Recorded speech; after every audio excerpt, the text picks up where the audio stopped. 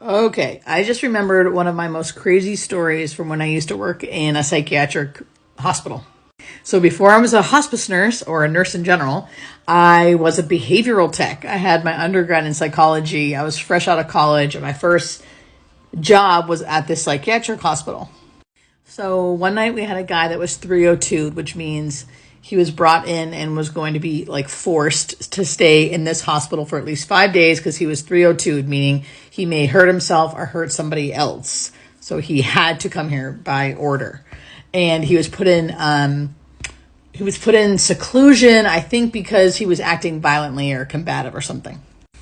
Okay, so we had to do 15-minute rounds, meaning we had to check on every single person that was there every 15 minutes to make sure they were safe, not harming anybody else and not harming themselves.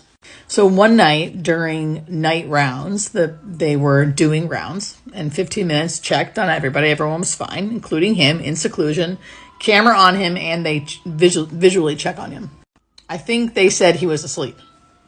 So 15-minute check, second time around. Next 15 minutes, they had to go check everybody else. By the time they got to him, they found him unconscious and down with his eye. Ooh, wait, trigger warning. Sorry. Trigger warning. If you don't want gross, don't listen to this. With his eye pulled out, fully pulled out. Severed, like optic nerve, artery, vein, like out, fully pulled out. And unconscious. Because it wasn't just out of his socket, it was fully ripped. Which now that I'm a nurse, I know how insane that is. At the time, it was still insane, but I didn't understand how hard that would actually be to do. I would feel like it's almost impossible.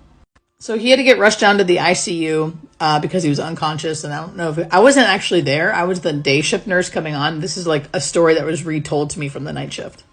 But anyway, he had to go down to the ICU, ended up being intubated, and probably died a few days later from brain damage, which is super, super sad.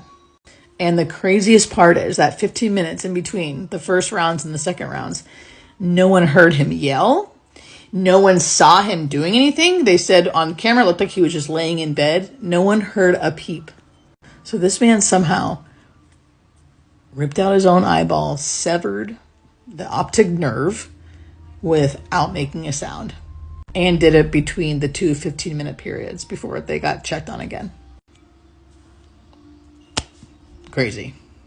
And they took his eye and put it in this little container thingy to be examined.